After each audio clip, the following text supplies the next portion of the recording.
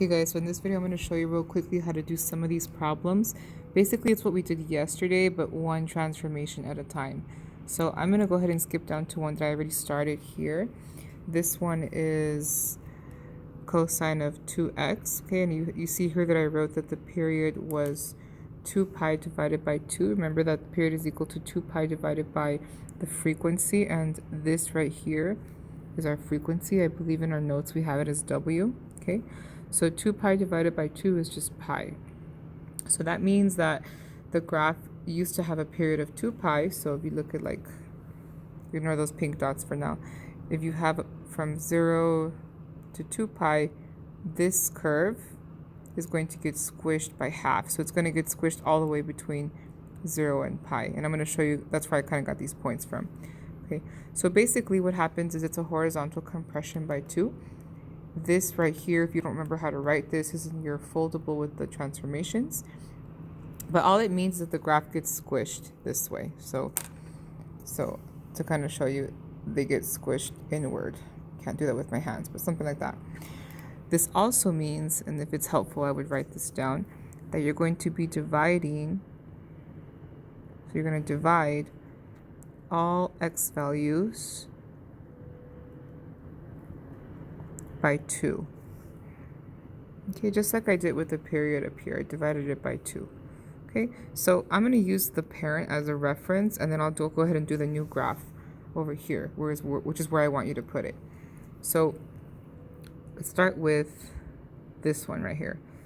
So here, x is equal to 0. So 0 divided by 2 is still 0. That's why I went ahead and left the point right there. Okay. This point right here is pi halves. Okay. And if necessary, you can do some side work for this. Let me show you what I mean. Okay. So if I have pi halves, okay, and I divide it by 2, well, that's the same as saying pi halves times, remember this is over 1. You do the keep flip change, so that becomes pi halves over times 1 over 2, which is just pi fourths. So pretty much the pi halves got halved and became pi fourths. So that means that this point right here would now be at pi fourths, negative pi fourths, but it gets closer. Same thing happens on this side. So this right here, this point is pi halves. Remember, x is pi halves. Divided by 2 is pi fourths. Okay. This point was pi. Pi divided by 2 is pi over 2. So this point right here is pi over 2. So there's my next one. So far, I have something kind of like this. Okay. So do you see how it's getting squished inward? The next one that would be moving would be this one right here. But if you kind of see the pattern already, you can see that it's going to just kind of do something like this.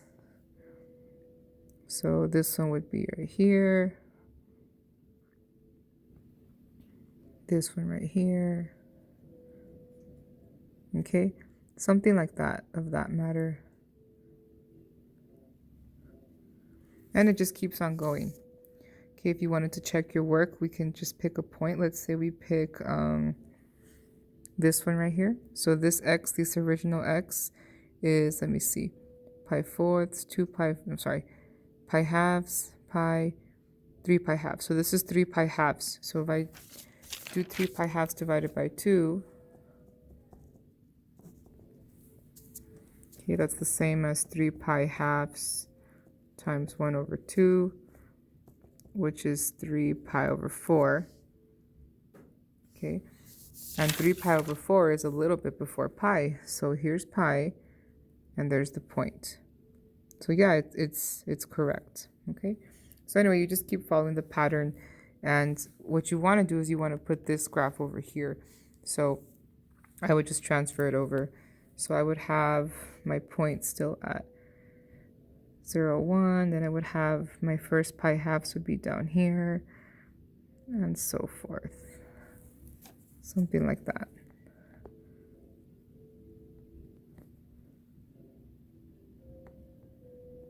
Yeah, I'm not going to do the whole thing because I don't want to make this video too long, but pretty much the graph would just keep on going. So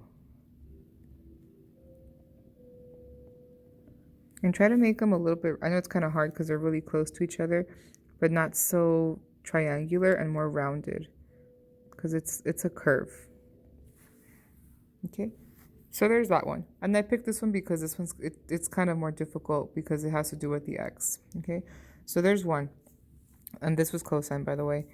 So let's say you wanted to do another one. Let me see, which one looks difficult. So this one is similar. I'll let you figure this one out because it's almost the same as the other one. This one has two of them, so we can do that one also. We have sine of x minus pi halves and then plus 1. So remember that this just means it's going to go to the right by pi halves, because remember minus means right, and the 1 means it's going to go up 1. So that description, actually I should have written it right here. We have a horizontal shift, okay, by pi over 2 to the right, and then 1 up.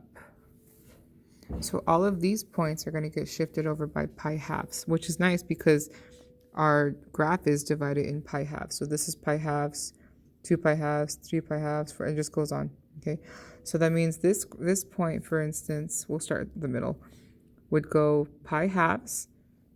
So there's, sorry, let me see. So it would be pi halves to the right and then 1 up. So up like that. And then this one would go pi halves, 1 up. Pi halves, 1 up. And you can kind of see where the points are going to land. So pi halves, 1 up. And you see that it's something like this. Pi halves, 1 up. And once you have a few points, you can kind of see where the rest of them are going to be because it's periodic and periodic just repeats itself. Okay? And of course, I would want you to graph this one over here, the new one. Okay?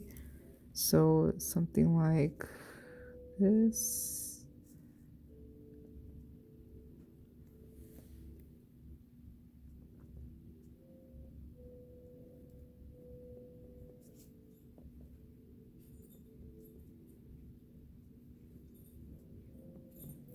Okay, and it just goes on forever. So you need to go ahead and complete that graph.